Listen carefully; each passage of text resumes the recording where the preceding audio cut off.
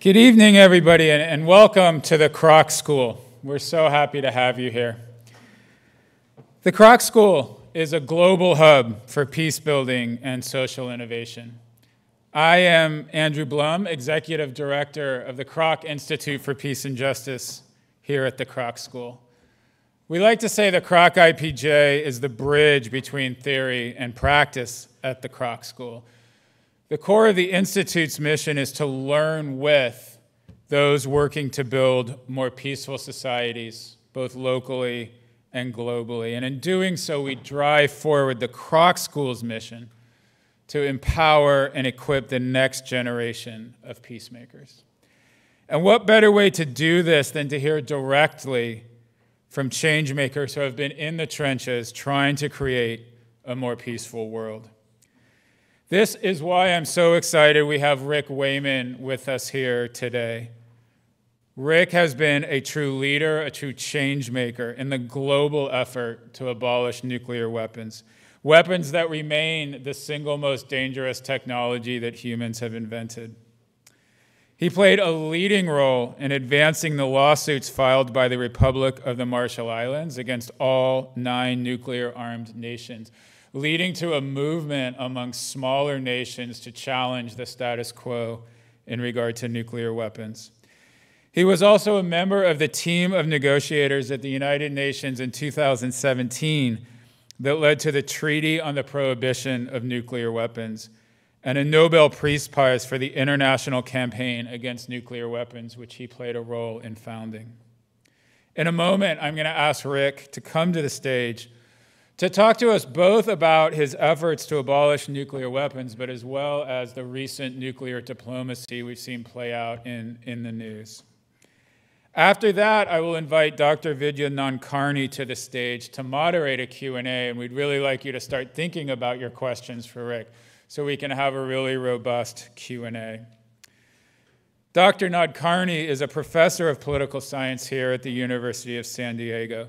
She received her PhD from the University of British Columbia. She's an expert on great power diplomacy, Chinese foreign policy, and Russian foreign policy. Her books include The Foreign Policy of Russia and Challenge and Change: Global Threats and the State in the 21st Century. So you can see she is well positioned to help us think through the issue of nuclear weapons in this rapidly changing global context. Finally, I'd like to thank Corinne Goria, an accomplished lawyer, writer, and also an instructor in our political science department, for all she did in helping make tonight happen. So now please help me in welcoming Rick Wayman to the stage.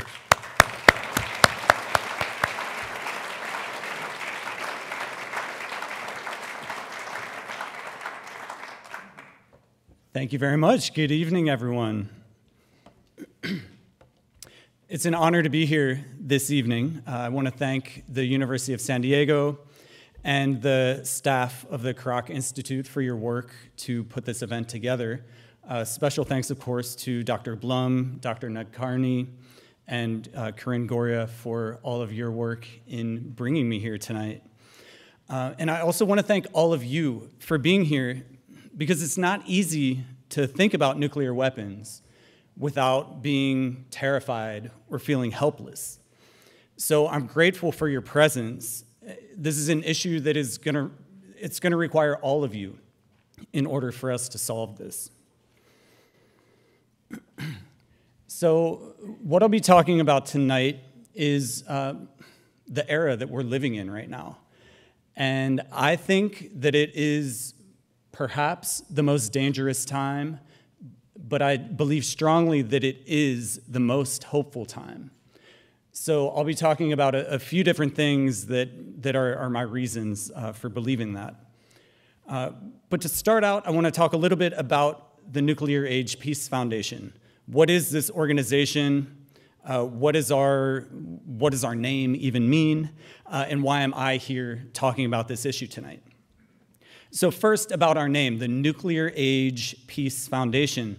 The idea is that peace is an imperative of the nuclear age. As long as nuclear weapons exist, any conflict has the potential to spiral into nuclear weapons use. So that's why as we work to get rid of all nuclear weapons worldwide, we also must be working for peace to make sure that they're never used. The organization was founded in 1982. We're based in Santa Barbara, California, and we have about 80,000 members worldwide. Most of them are here in the United States. We work to educate and advocate for peace and a world free of nuclear weapons. We have consultative status to the United Nations Economic and Social Council. And that's one of the reasons why I had the privilege of being involved in the negotiations at the UN in 2017. As Dr. Blum said, we were a founding partner organization of the International Campaign to Abolish Nuclear Weapons, ICAN, which won the Nobel Peace Prize in 2017. So tonight I'll be talking about dangers and hopes around nuclear weapons. I always like to end with hope, so I'm going to start with a couple of the very serious dangers that we're facing in the world right now.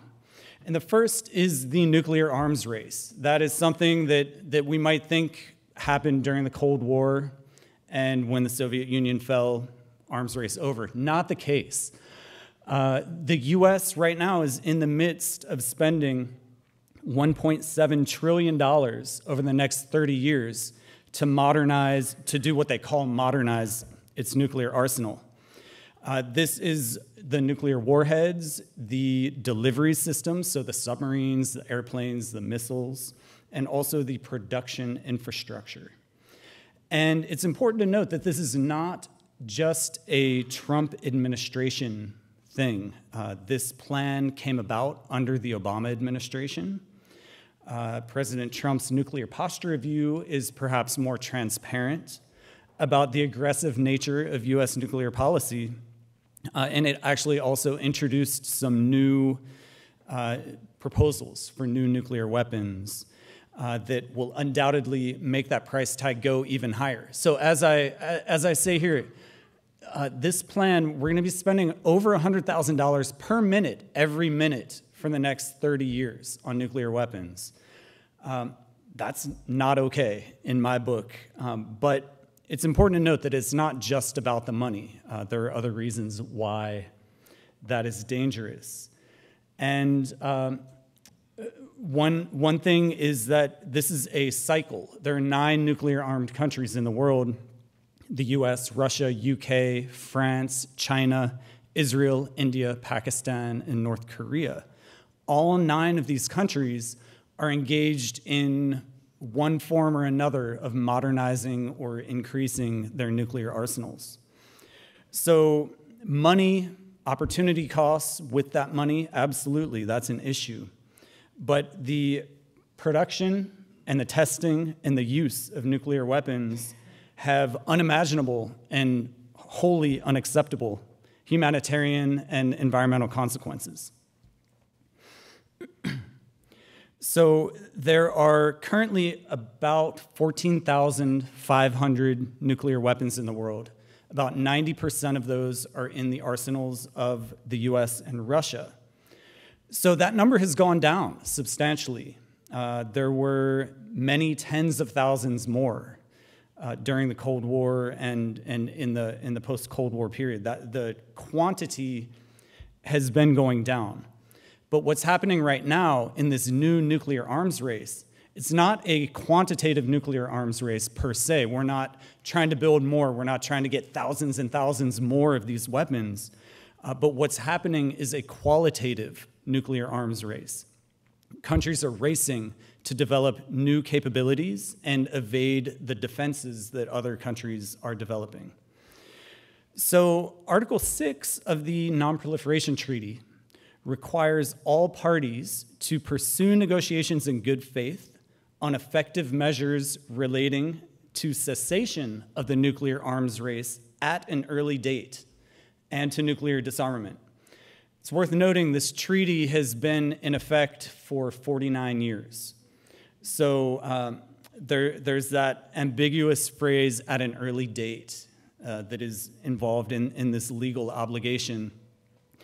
I find it hard to believe that that countries that signed on to this envisioned a half a century counting as at an early date. So we are pushing absolutely for this to happen and for it to happen very soon. So disarmament through the Non-Proliferation Treaty is stalled, and also only 5 countries out of the 9 nuclear-armed nations are party to that treaty. So something else needs to happen, and I'm going to get to that in our hopeful part. But before I do that, one more big danger that we're facing right now, and that is the issue of North Korea. So as we all know, there have been 2 high-profile summits between Donald Trump and Kim Jong-un, and thus far, there have not been any significant commitments that have come out of that, or formal commitments that have come out of that. We have gone from threats of fire and fury to an exchange of love letters. So, you know, that maybe there's some progress there, but it's really important to note that while the tone of rhetoric has changed, the policies and the postures of both countries remain the same, and that could allow for a huge escalation at any moment. So there were moderate expectations that at the Hanoi summit, some sort of agreement would be reached. And instead, the summit ended early. So what went wrong? I only have a few minutes to talk about this, so I'm only going to talk about a couple things that went wrong. But first of all, U.S. officials initially claimed that the summit collapsed when North Korea demanded that the U.S. lift all sanctions against it. It was later revealed that North Korea's request was for all sanctions imposed over the past 2.5, 3 years to be lifted in exchange for irreversibly shutting its Yongbyon nuclear complex. U.S. National Security Advisor John Bolton, also at the Hanoi summit, substantially moved the goalposts on what was actually being negotiated. His demand during the Hanoi summit was that North Korea not only dismantle its nuclear weapons program, but also its ballistic missile program, its chemical weapons program, and its biological weapons program. There are valid reasons to want North Korea to get rid of all of those programs, but like I said, that is moving the goalposts in a serious way and in an unexpected way. So that's a big reason why the summit collapsed. While I'm on the topic of John Bolton, he is largely responsible for U.S. violation of the Joint Comprehensive Plan of Action with Iran, also U.S. suspension and withdrawal from the Intermediate Range Nuclear Forces Treaty with Russia, and like I said, unexpectedly dropped into Hanoi to derail any possible progress with North Korea. It was John Bolton, in fact, who prior to the Singapore summit, the first summit between Trump and Kim, who raised the specter of the Libya model in dealing with North Korea. So if we give Bolton the benefit of the doubt, he could have been referring to the agreement that was reached with Gaddafi in 2003 to end Libya's nascent nuclear weapons program. However, after Bolton brought up this Libya model, President Trump and Vice President Pence were more overt in their descriptions of what the Libya model means. Trump said, "We went in and decimated Gaddafi, and we did the same thing with Iraq. That model would take place if we don't make a deal, most likely." And Pence said, "This will only end like the Libya model ended if Kim Jong-un doesn't make a deal." So they're very overt about what they meant by the Libya model. Now, Cho Sun-hui, who's a North Korean vice foreign minister, after Pence made those comments, she called him a political dummy and said, "In order not to follow in Libya's footstep, we paid a heavy price to build up our powerful and reliable strength." So North Korea clearly sees their nuclear weapons program as the insurance policy for the regime. And when they hear the Libya model, they are not thinking a sweet 2003 deal with Gaddafi. They are thinking NATO bombing and subsequent killing of Gaddafi. That's how they view it. So what are North Korea's capabilities? We hear a lot that they can hit Los Angeles now with a nuclear weapon. So we know that they have produced enough fissile material to build perhaps 30 or 60 nuclear weapons, and they may have assembled 10 or 20 at this point. It remains uncertain whether North Korea has demonstrated an ability to actually develop a functioning reentry vehicle to deliver an operational nuclear warhead. Remember, these intercontinental ballistic missiles, they go into outer space and have to re-enter the atmosphere. That's a very robust process, and we're not quite sure whether or not they have that capability at the moment. But North Korea has conducted 6 nuclear weapon test explosions and numerous missile tests of varying ranges. So there's a lot to be concerned about in the situation between the US and North Korea, but there are also reasons to have hope. And the first thing, first of all, this image here is the Korean unification flag. You may have seen that in the 2018 Winter Olympics when North Korea and South Korean athletes marched together under the one Korean flag.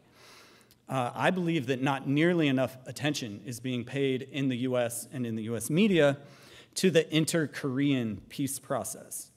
That's a primary issue that brought Moon Jae-in to power in South Korea a couple of years ago. So the Korean War never officially ended. An armistice agreement was signed in 1953, but that was never followed up by any kind of official declaration or peace treaty. So as we know, that was 65 years ago, over 65 years ago. But there's a real possibility that such a declaration will be one of the next steps taken. And I think it's really important, if we're serious about denuclearizing the Korean Peninsula, I think that a peace declaration, a peace treaty, is the logical next step and an essential next step. It's unreasonable, I think, to expect North Korea to get rid of its nuclear weapons while it is still technically at war.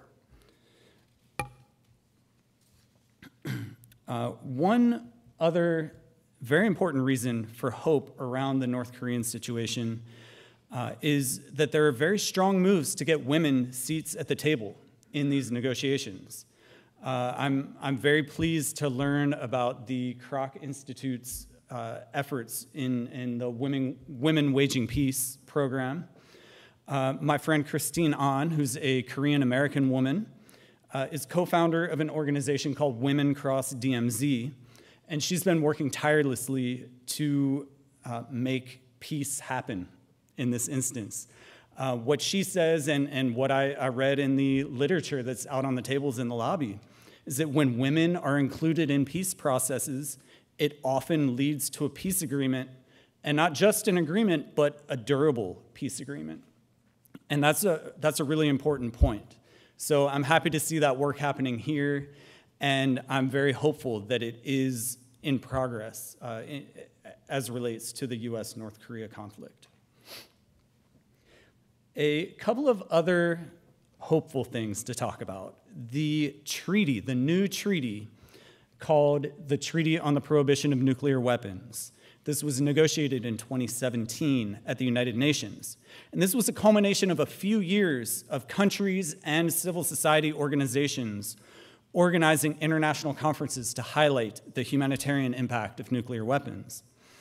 So in July of 2017, 122 nations voted to adopt the new treaty, and only one nation, the Netherlands, voted against it. The 9 nuclear-armed nations and the NATO allies, with the exception of the Netherlands, chose to boycott the negotiations, despite that well-established norm that I talked about earlier in the Non-Proliferation Treaty that requires good faith negotiations for nuclear disarmament. This process was a good faith negotiation for nuclear disarmament, and we were disappointed that more countries chose not to take part. But for me, I think the most notable thing about this treaty was that there was a deep level of involvement by civil society. And so this was organizations like mine, the Nuclear Age Peace Foundation, humanitarian organizations like the International Committee of the Red Cross, and very importantly, voices of people who have been directly impacted by nuclear weapons, such as the woman we see here, Setsuko Thurlow, who is a survivor of the Hiroshima atomic bombing, and next to her, Sue Coleman-Hasseldine, who was impacted by the United Kingdom's nuclear weapon tests in Australia.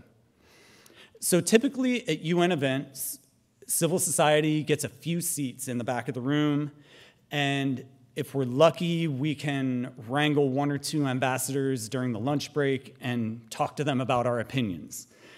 And that was not the case at all in the case of in negotiating this treaty.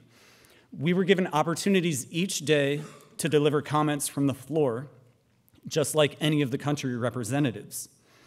And in many instances, countries were relying on civil society for our expertise on these issues, and we were pleased to see our advice followed. One example, my colleague at the Nuclear Age Peace Foundation, Sarah Whitmer, who's here tonight, Sarah, she wrote a working paper from the negotiations that called for inclusion of a prohibition on the threat of use of nuclear weapons. That prohibition was not in the initial drafts of the treaty, but it did end up in the final text. So that was one very tangible way that we were able to impact and make a difference in history. And I think that's really exciting. Just a little tangent here for the students who are in the audience. So Sarah is now our Director of Development. She's been working with us full-time for about 1.5 years. But when she wrote that working paper for the UN, she was an intern.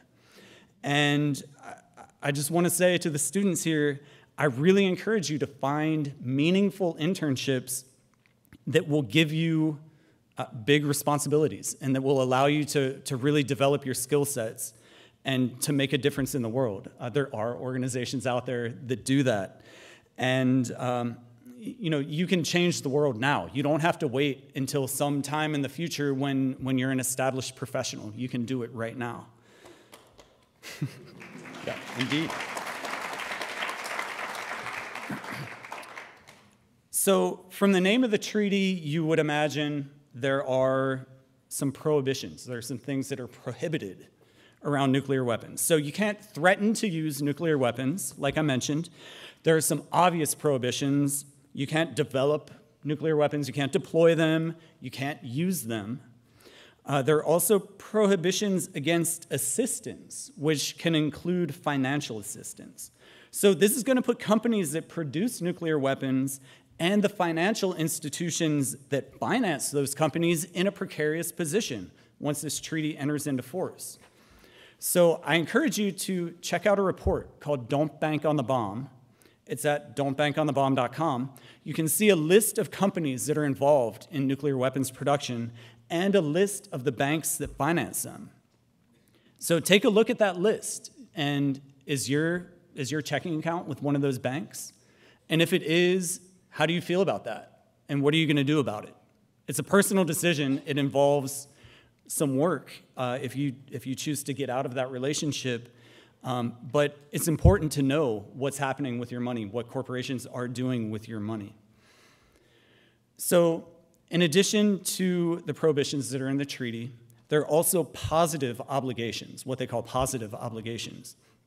And these are things such as a minimum of IAEA safeguards, victim assistance and environmental remediation for places that were affected by nuclear weapons and people who were affected by nuclear weapons, and also to provide age and gender-sensitive assistance, including medical care, rehabilitation, and psychological support for those affected by the use or testing of nuclear weapons. And I believe that NGO involvement was 100% responsible for getting these positive obligations included. Without the compelling research and testimony from people around the world, I don't think that states would have made that a priority. but there it is in the treaty. And one more very hopeful thing to talk about, of course, is the Nobel Peace Prize. So in 2017, the Nobel Peace Prize was awarded to the International Campaign to Abolish Nuclear Weapons for its work to draw attention to the catastrophic humanitarian consequences of any use of nuclear weapons and for its groundbreaking efforts to achieve a treaty-based prohibition of such weapons. So as I mentioned, my group, the Nuclear Age Peace Foundation, was part of ICAN from its inception in 2007. The network has now grown to over 500 organizations, 500 partner organizations in over 100 countries. I don't know how well you can see that photo, but it is representative of our campaign. There's a lot of diversity in our campaign. Like I said, over 100 countries. There are people of all ages, all abilities. There are people who have been directly impacted by nuclear weapons. There are people who can't explain to you the physics of how a nuclear weapon works. But we all have a passion for getting rid of these weapons, and all of us are not going to stop until we fully achieve that mission. But one of the biggest reasons, I think, for our success as an international campaign has been shifting the narrative on nuclear weapons from theoretical things like deterrence and military strategy to the very real and tangible humanitarian consequences. So when I was 23, I attended an event at which two survivors of the Hiroshima atomic bombing described their experiences. I was deeply, deeply moved, and I knew that I had to do something. I had to be involved in making a change. So the voices of survivors from Hiroshima and Nagasaki, of people impacted by nuclear weapons testing in the Marshall Islands, Australia, Kazakhstan, right next door to us in Nevada, they tell an unmistakable story about what nuclear weapons do and what they're designed to do. So the Nobel Peace Prize has opened a lot of doors for us as a campaign and for us as individual campaigners. I had the honor of meeting Pope Francis in late 2017 at the Vatican when he advanced Catholic teaching against nuclear weapons, stating that the threat of using nuclear weapons, as well as their very possession, is to be firmly condemned. So those of you who follow Catholic teaching closely or more closely than others might recognize that word condemned. It has a very strong meaning. And I think it's really important that Pope Francis has advanced that, not only to talk about possessing them, but also threatening to use nuclear weapons. That's a new, groundbreaking, and I think is going to make a real difference. So what's next? As of today, relating to the Treaty on the Prohibition of Nuclear Weapons, as of today, 22 countries have ratified the treaty. The treaty will enter into force 90 days after the 50th country ratifies it.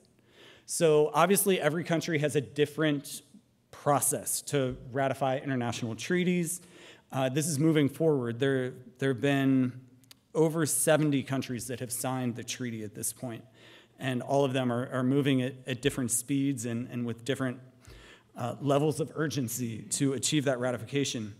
But I'm hopeful and confident that we will reach 50 within the next year, year and a half. The most recent country to ratify the treaty is South Africa. And South Africa had nuclear weapons in the 80s. They had about 6 or so nuclear weapons. They chose to no longer be a nuclear-armed country, and they are now, in fact, a leader in this effort to get rid of nuclear weapons worldwide.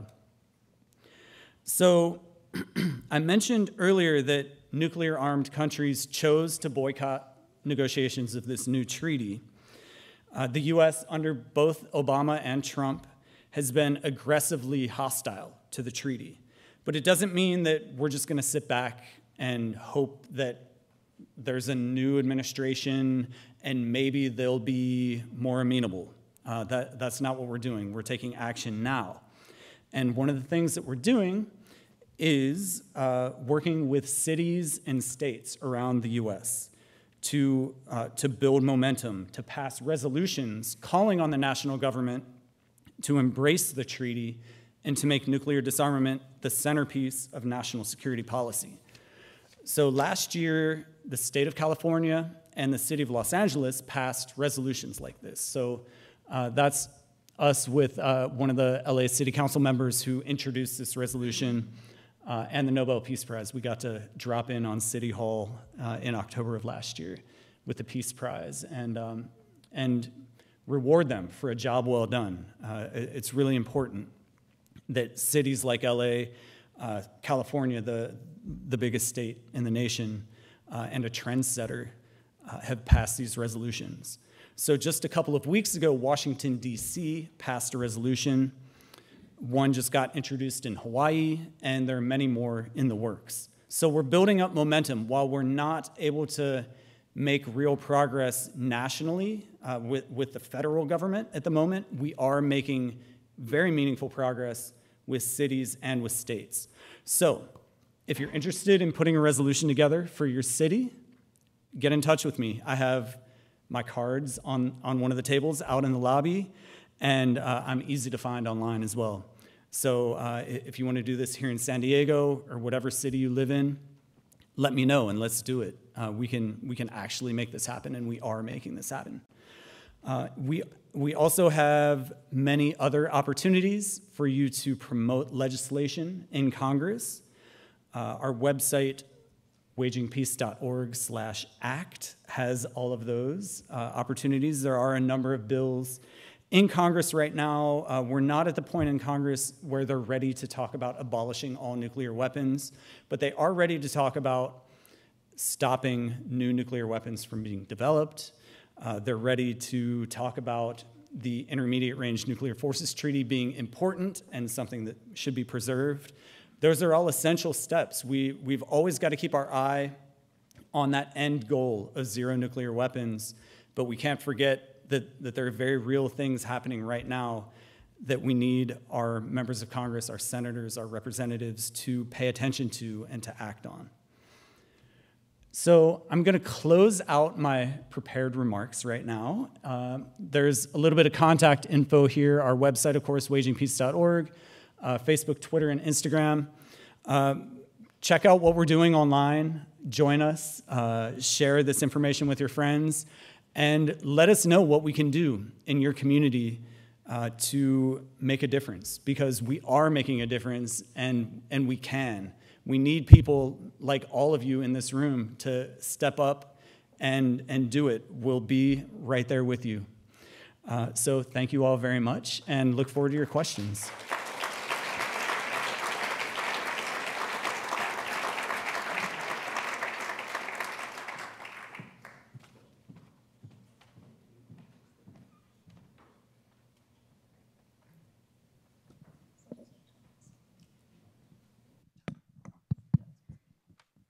Thank you, Rick, for that very thoughtful and succinct account of the challenge of nuclear weapons around the world. And I was particularly struck by the themes you chose of danger and hope. If you have read about it, certainly during the Cuban Missile Crisis, the members of Kennedy's ExComm staff used those very words to describe what was happening at the time. You know, they were teetering between danger and hope. So I'll take the liberty as moderator to start with a few questions and then invite audience participation. One of the things as you were talking, and you alluded to this, I think, very briefly, the reasons why North Korea has decided to be a nuclear weapons power. In order to understand our points of leverage, whether it's states or citizens or civil society, we have to have some sense of why they have decided to embark on a nuclear weapons program and how one might best allay these concerns. Certainly, reference to the Libya model isn't going to help. But is concern over the notion of regime change the only motivating factor for the North Korean nuclear weapons program? Well, that is a great question. And I think that it is likely the top motivator, regime change. But I don't believe it's the only one. And I think we don't need to look farther than some of the other nuclear-armed countries to figure out what else might be going on. There's an idea that nuclear weapons give a country prestige. Who are the 5 permanent members of the UN Security Council? They are all nuclear armed. And so what example does that set? You know, it means if you want to have a voice, if you want to be powerful and influential, you need these magical weapons. And so I think that's definitely one thing. Also, just in general, the idea not only of preventing regime change, but also this theory of nuclear deterrence. You know, so that's not only about regime change, but also, you know, kind of a wider theory of preventing someone from attacking you. You know, the idea that nuclear weapons are the ultimate guarantee against being attacked. It's very difficult to prove the theory of nuclear deterrence, that it works. There has not been an instance in which a nuclear-armed nation has been attacked or hit with a nuclear weapon in 70-plus years, but that's the blink of an eye in terms of human history. And there have been plenty of periods in human history where there has not been a great power war for 70 years. So I think that it's extremely dangerous for countries to believe in that and believe that this record of non-use of nuclear weapons will last forever. But I think that is an influence on countries like North Korea that have developed them. And not just North Korea, certainly the Indian subcontinent is another example. So I'm not going to take up too many questions on North Korea or nuclear weapons, because I'm sure there are other people in the audience who will carry this conversation further. I did want to take the piece of hope as well. So, you know, one question for danger and one question for hope. In terms of the treaty to abolish nuclear weapons and the various articles you have there, does it include any enforcement mechanism? The idea is that this will be developed over time. So the first, and this is sort of a process that has played out in prohibiting other classes of weapons, like chemical, biological, landmines, et cetera. So it's not set, and they purposely did not set that because essentially that would be another excuse for countries not to sign on. The idea is to get this treaty to enter into force, to establish a new norm, to increase the taboo of possessing the weapon. And as this norm develops over the next few years, and as we can get into having review conferences around how the treaty is progressing, then we can get into how to actually enforce it. But first, we've got to prohibit the weapon, because right now there's that level of prestige and influence that they're still giving. And so that was our idea, was to try to undercut that, make the nuclear-armed countries, you know, hopefully put some pressure on them to rethink their stance. But yes, ultimately, we'll need to get into enforcement down the road. Yeah. Thank you. I'll open it up now to audience participation so that we have plenty of time. Yes, ma'am? Why the United States Could you comment on what you think the reason is that the United States withdrew from the INF Treaty? Sure. So the INF Treaty, the Intermediate Range Nuclear Forces Treaty, was a bilateral treaty between the U.S. and Soviet Union that carried over into the U.S. and Russia. So it was in effect for over 30 years. The stated reason is that Russia developed and deployed a missile that violated that treaty. So I think that that is one reason why the US withdrew, is that they were upset about that and they claimed that this was their only recourse, was to withdraw. I think that probably China was another issue that was high on the agenda. This was a bilateral treaty between the US and Russia, but some of the US's major competitors, China chief amongst them, were not bound by the limits of this treaty. And so there was a, whether it's perceived or real, some advantage that China had that the US and Russia did not have because they were limited by the treaty. I think those were probably the two main reasons, but I talked maybe a little too much, maybe, about John Bolton tonight, but he is an arch enemy of treaties, of international treaties, of anything that could possibly restrict a U.S. projection of power and force. So he's in charge right now. He's the national security advisor.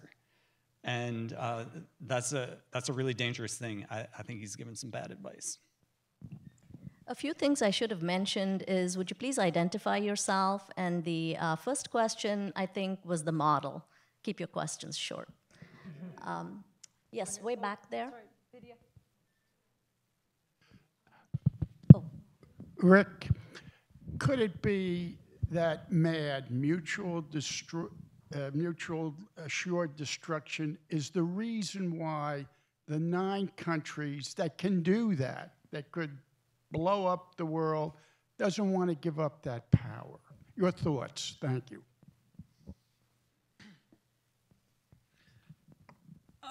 It could be. I mean, I think that what underlies that theory is what I was talking about earlier, deterrence. You know, believing that because we have this power, it will never happen because it's too awful to ever actually happen.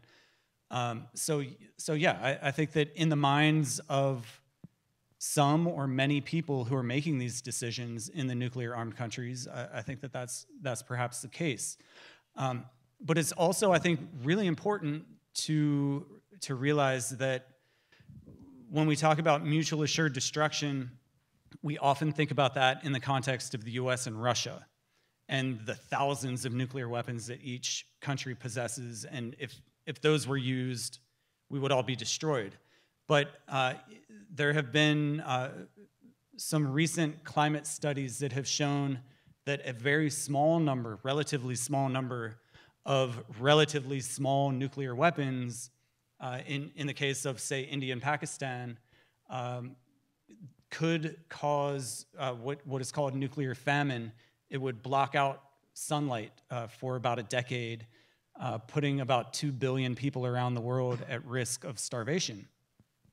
And so that study was 50 nuclear weapons on each side, and those were roughly Hiroshima-sized nuclear weapons that would do that level of damage. So when we're talking about mutual assured destruction, I think it's important for us to realize that it's not just that US-Russia thing. I mean, India and Pakistan almost went into full-fledged war a couple weeks ago. And I would imagine a lot of people in this room are aware of that. But if we were to survey the city of San Diego and its population, very few people, I think, would know about that. And both of those countries are nuclear armed, and that's something that is totally outside of our control, that situation. Yet it would drastically impact all of us around the planet. So mutually assured destruction is, I think, a really terrifying concept, and one that absolutely involves all 9 of the nuclear-armed countries, not just the US and Russia. Yes. I'd like to ask if you can talk about the stockpile stewardship program and how much money has already been allotted to that. My name is Gail Jacobson.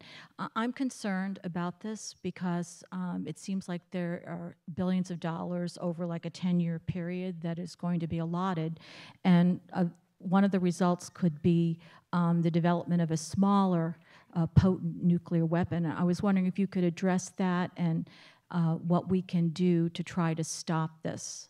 Thank you. Sure, thanks for that question, Gail. So the stockpile stewardship program is where the U.S. is essentially trying to keep their existing nuclear weapons in what they would call working order. Sometimes they talk about making sure that their nuclear weapons are safe, secure, and reliable, safe, secure, and effective. And they do that by, well, essentially, or theoretically anyway, swapping out limited life components within a weapon to extend the life range of that weapon. But what ends up happening is they do some other tweaks as well.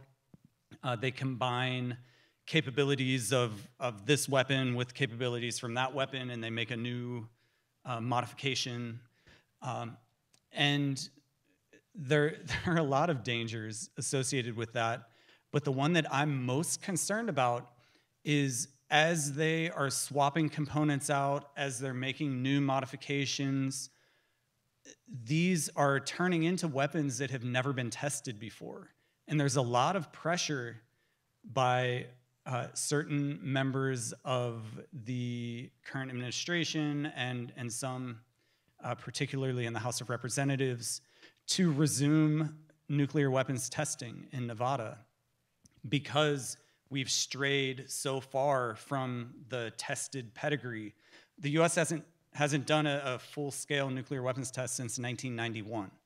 So, you know, I mean, we're going on 30 years, which is a really long time by any stretch of the imagination, but especially when you're talking about all these changes that they're making. So that's probably my biggest concern, and the thing that I'm most focused on as relates to what the Department of Energy is doing in their daily tinkering and what they call maintenance is what is the end game there, and if it's nuclear testing in Nevada, we've got a really big problem because that's not only going to affect people in the Western U.S., that's going to cause a cascade of testing to start resuming around the world. Yes, please.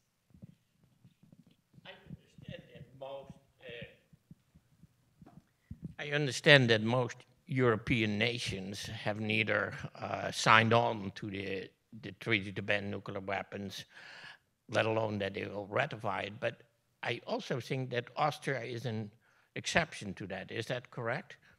That is correct. Austria, yes. And I was curious, why is that the case? Because all these European nations use the same argument, right? We need it for security, obviously the threat for Russia. So why is Austria an exception, and is that a hopeful story? Sure, great question. So Austria actually was a leading nation in this effort. If I had to, well, I think there were maybe 6 countries around the world that were really key to this new treaty, and Austria was chief among them. The very simple answer is that they're not a NATO member. The NATO is an alliance of a couple dozen, mostly European nations, and they rely on nuclear weapons. The U.S. still deploys nuclear weapons in Belgium, Germany, Italy, the Netherlands, and Turkey. No other country deploys nuclear weapons outside of their borders other than on submarines, but on the territory of other nations. So NATO is, there's still a lot of inertia and a lot of resistance among NATO countries to adopt this new treaty. The Netherlands, I think, is the most important or interesting case right now. There's a lot of pressure domestically for the Netherlands to get out of the nuclear weapons game. You know, first of all, the people don't want to buy the new F-35 nuclear-capable bombers, which would be an expense to the taxpayer of the Netherlands. But they don't want to be associated with this. So there's a real pressure right now between the Dutch parliament and the Dutch administration or foreign ministry. There's a tug of war going on. But if I had to guess, I think that they would probably be the first NATO nation to sign on and really crack the ice. So I think it will happen. It's a matter of time.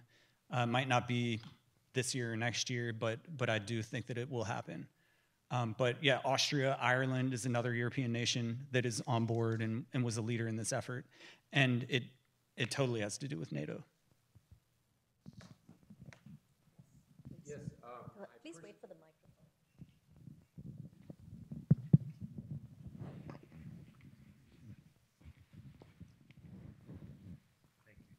I personally know the horror of nuclear weapons because my Navy ship was involved in the 60s in the last atmospheric nuclear tests of America, and I saw a 30 megaton hydrogen bomb explode about 80 times bigger than Hiroshima. My question is, how many accidents have there been involving nuclear weapons? I think I read about 1,000, and do you know about some of the most serious ones? Yeah, that's an excellent question. A lot of it is classified. We'll probably never know, but there are a lot of cases. I don't have an exact count of how many accidents there have been, but we do know that planes have crashed with nuclear weapons on board. We know that some in Spain, a U.S. plane accidentally dropped some bombs. They came very close to exploding, but one of them did scatter plutonium around the area, but it didn't have a critical explosion. Greenland, there are some concerns now with the melting ice in Greenland, that some of the accidents that happened up there, some of this stuff that was buried under 30 feet of ice is suddenly it's going to become a problem again. But I think one of the most fascinating books on this issue is called Command and Control by Eric Schlosser. It's a really fat book, but it's a page turner. There aren't that many books on nuclear weapons that are page turners, in my opinion. But this is one of them. And they also made a fairly good documentary based on that book. But that is about, it goes into a lot of different nuclear weapon accidents, but the core of the story is one nuclear missile silo in Arkansas where an accident occurred. And it's really incredible. And it shows how easy it is for an accident to occur. This was a totally innocent mistake that one young service member made. And it almost led to a major catastrophe. So, and also that's only the US.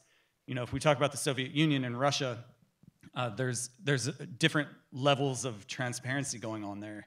We just don't know, but it can't be good.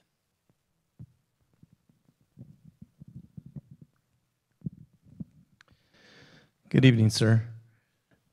With all due irony, you seem to be addressing nation states as rational actors. I'm curious, among the irrational actors, are your efforts directed at nuclear security, and what risk are we running these days? Well, you're absolutely right. For the past 70 plus years of the nuclear age, the idea has been that the leaders of these nuclear armed nations are rational, and that they will look out for the best interest of their people. Whether that's been true or not historically, that's always been kind of the operating understanding anyway. These days, obviously, things look a little different, and you know, it's really it's hard to know what to do. I don't have a good answer. There have been some efforts in Congress. So Representative Ted Lieu from Santa Monica introduced a bill. Actually, this was under the Obama administration when he initially introduced it. He's reintroduced it under Trump in both sessions of Congress to restrict the president's sole authority to launch a nuclear weapon. Right now, there is absolutely nothing stopping the US president from launching nuclear weapons for any reason, for no reason. There's nothing that could stop him.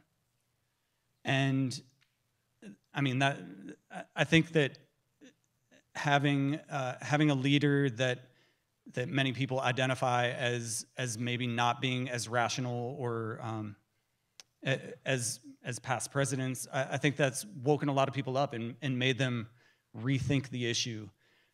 But it remains that we can't get more than like 100 co-sponsors on this bill in the House of Representatives. So I don't know what's missing there because it's all spelled out. I mean, this is something that I was really enthusiastic about under President Obama.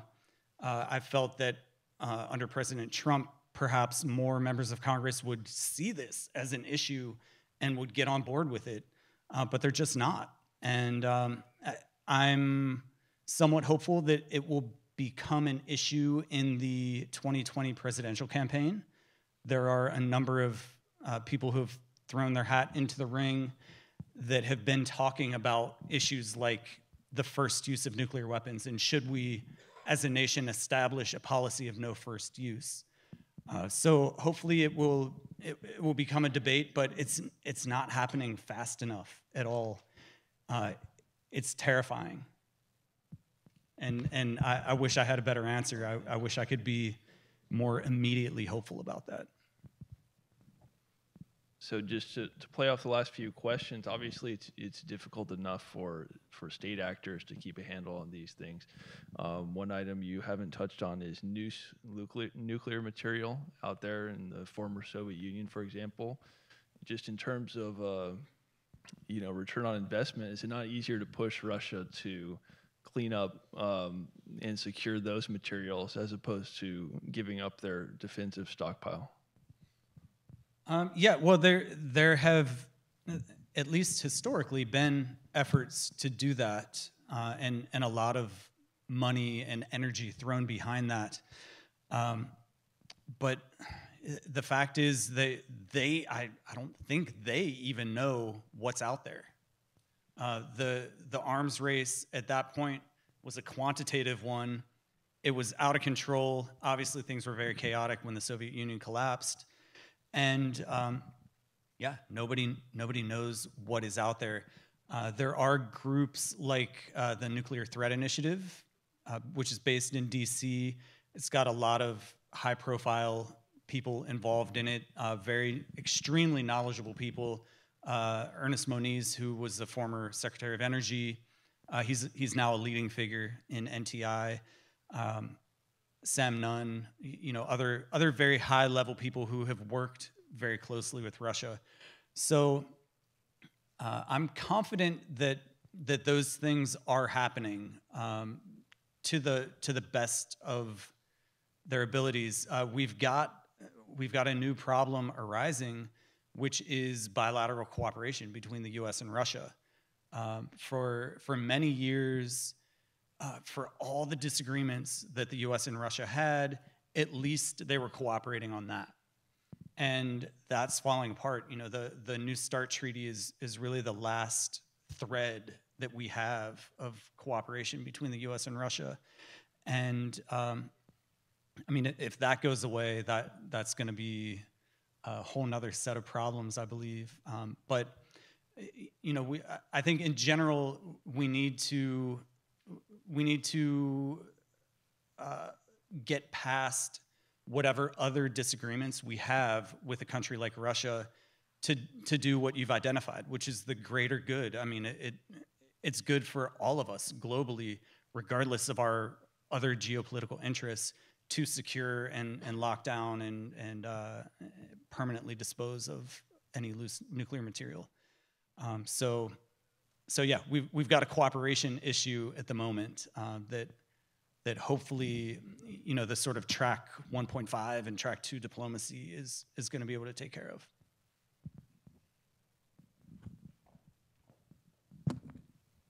Thank you. My name is Adrienne Shear. We've talked about countries where perception of deterrence was of concern.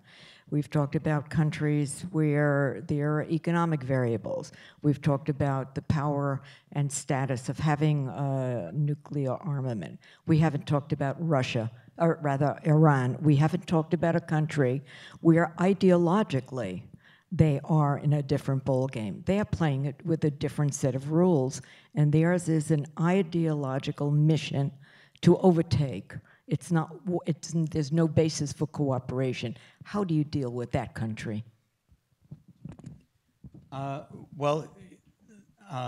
My first approach would be not to violate an agreement that was achieved between among the U.S., Russia, China, France, UK, Germany, the European Union, and Iran.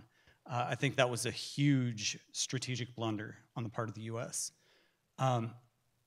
Perhaps the agreement could have been stronger, but it was an agreement. And now we have nothing. One thing that has been out there since at least the early 90s has been a proposal to establish a WMD free zone in the Middle East as a region. That was one of the core promises that was made when, in 1995, the Non-Proliferation Treaty was extended indefinitely, that there would be prompt negotiations to establish this zone in the entire Middle East.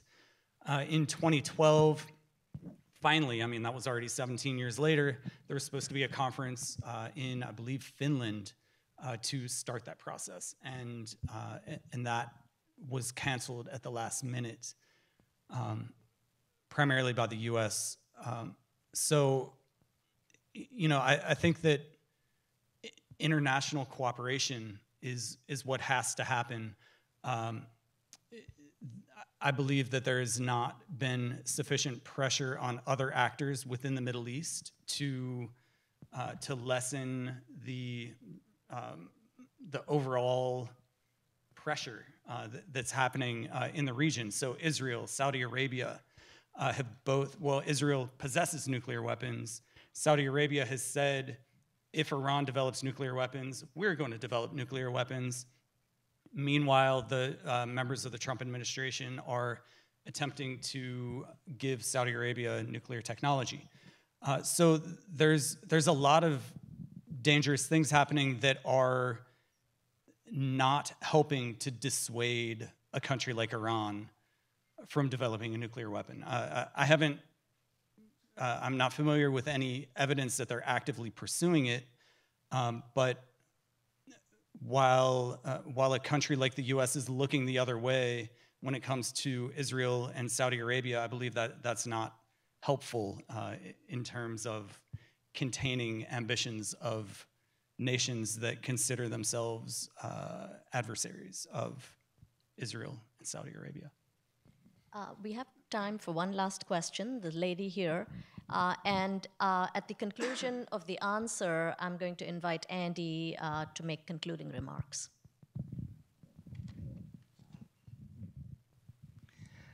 I was wondering if you were feeling concerned about Japan, who has not only nuclear energy and but they're stockpiling plutonium.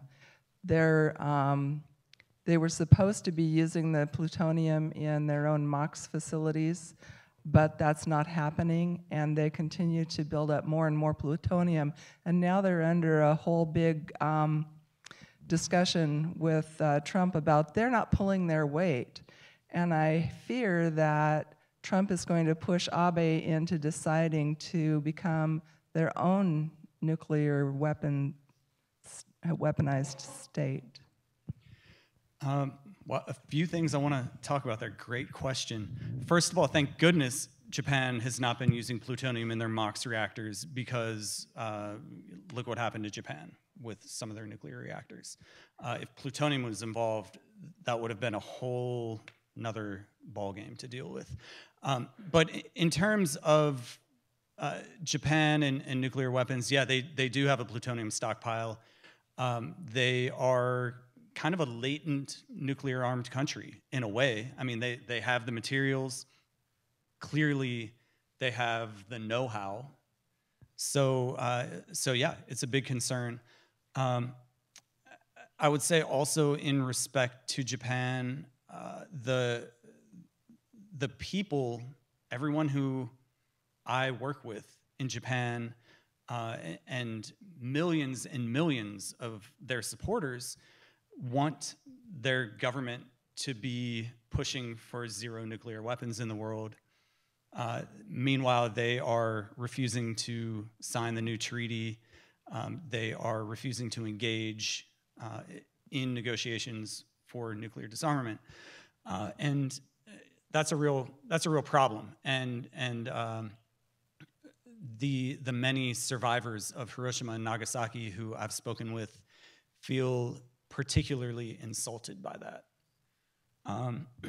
And one other thing I want to mention about Japan, because I know we have to wrap this up, is that they are playing kind of a blocking game in terms of achieving peace with North Korea.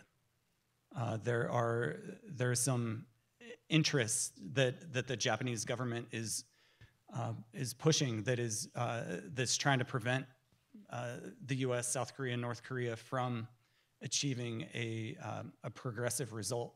So that's definitely another, while they may not be developing nuclear weapons themselves, I see them as one of the key actors that is preventing progress in denuclearizing and securing the Korean Peninsula.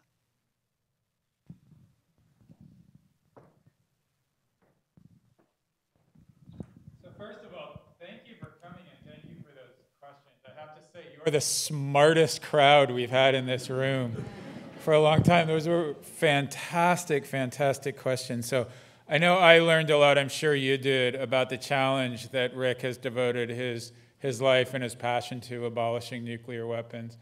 I think, I hope the students and all of us learned something about what it really takes to be a change maker. I mean, the persistence, the strategic approach you have to take, the hopefulness, but the realism. I think we did hear a lot about that as well today. So thank you all for being here. We have some other great events coming up, mostly starting in the fall. So please join our mailing lists. I'd love to have all of you back asking smart questions in the future. And please join us in the Rotunda to continue the conversation. So help me in thanking Dr. Nadkarni and our speaker, Rick Wayman. Thank you.